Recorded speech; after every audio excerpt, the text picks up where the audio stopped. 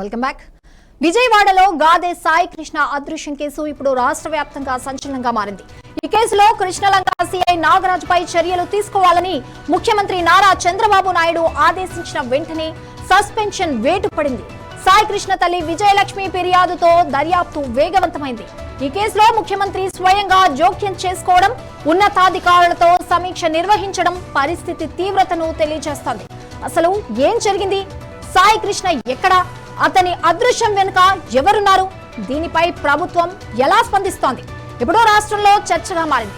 ఈ కేసులో నిందితుడైన సిఐ నాగరాజుపై కొత్త భారతీయ న్యాయ సంహిత, భారతీయ నాగరిక్ సురక్ష సంహిత సెక్షన్ల కింద కేసు నమోదైంది.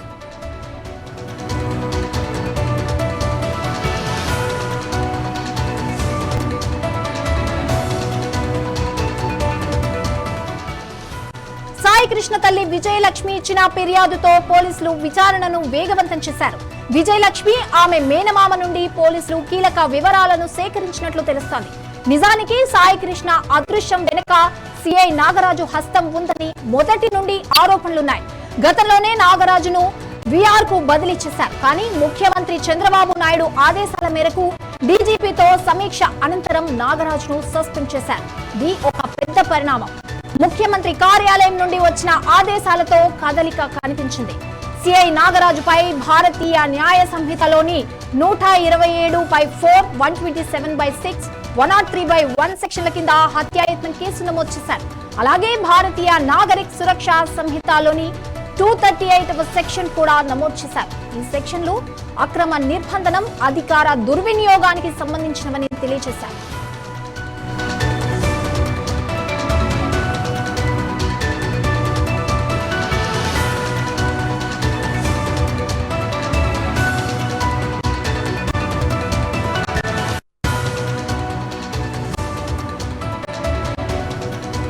సాయి కృష్ణ అదృశ్యం కేసుకు సంబంధించి మరిన్ని డీటెయిల్స్ మా ప్రతినిధి కృష్ణ అందిస్తారు.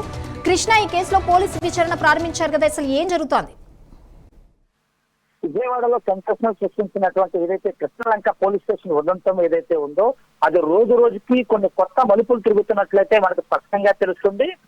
ఇప్పుడు అంటే మొన్నటి వరకు కూడా ఈ కేసులో అసలు అనేక రకరకాలైనటువంటి కథనాలు అయితే మనం విన్నాం. కానీ నిన్న ఒక్కసారిగా ముఖ్యమంత్రి విదేశీ పర్యటన ముగించుకున్న తర్వాత రాష్ట్ర DGP Vijayawada commissioner of police Rajasekhar బాబుతో మాట్లాడిన తర్వాత ఒక్కసారిగా ఆ సీన్ అయితే మారిపోయినట్టు స్పష్టంగా తెలుస్తుంది.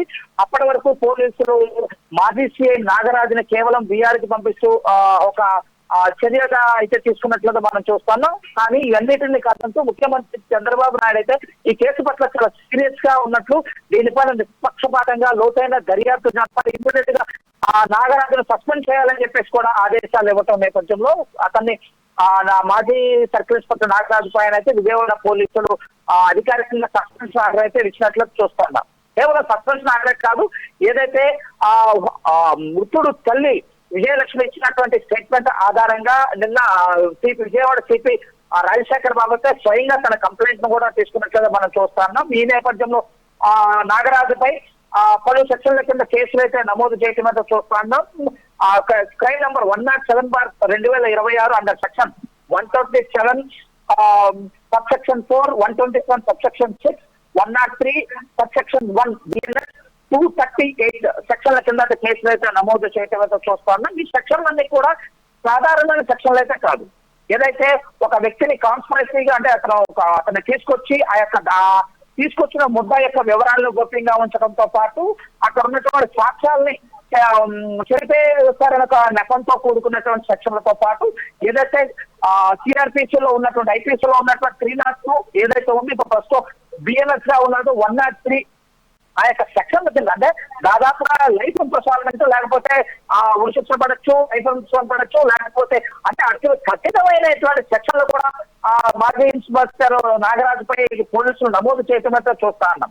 దాంతో పాటు ఏదైతే ఇప్పుడు తల్లి అంటే సాయి కృష్ణ తల్లి ఆరోపిస్తుందో నాగరాజే అన్నిటికీ కర్త కర్మ క్రియ, నా కుమారుని చంపి తనని ఖననం చేసేసారని ఏదైతే ఆరోపిస్తుందో ప్రస్తుతం చూసుకుంటే ఈ ఆరోపణలు అన్నిటికీ కూడా బలం చేకూర్చే విధంగా కూడా పోలీసు ఉన్నతాధికారులు అయితే చర్యలు పూనుకున్నట్టుగా స్పష్టంగా తెలుస్తుంది. దీంతో పాటు మాజీ సర్కిల్ ఇన్స్పెక్టర్ నాగరాజు పైన కూడా కొన్ని ఆరోపణలతో పాటు కొన్ని డిజిటల్ మీడియాలో కూడా నా హత్యకు అంటే నన్ను చాలా హింసిస్తున్నాడు ఏదైతే సీఏ నాగరాజు హింసిస్తున్నాడు, తను నన్ను విపరీతంగా కొడుతున్నాడు, ఎక్కడ పడితే అక్కడ కొడుతున్నాడు, ప్రతిరోజు నన్ను పోలీస్ స్టేషన్ రమ్మని చెప్పి చాలా ఇబ్బందికరంగా పెడుతున్నాడు అంటూ కూడా నిన్న ఒక యువకుడు కూడా మే 21వ తేదీ తను ఒక సెల్ఫీ సూసైడ్ వీడియో తీసుకుంటూ కూడా తను ఒక గురుకుల మందు అంటే ఎరువులకి వాడేటువంటి ఏదైతే మందుందో ఆ మందును తిని మరణించిన విషయం కూడా నిన్నే కూడా అది ఆ వీడియో బయటకు రావడం, దాంతో పాటు దళిత సంఘాలతో పాటు కొన్ని ప్రజా సంఘాలు కూడా ఆ విషయంపై పెద్ద ఎత్తున జలం వెప్పడం కూడా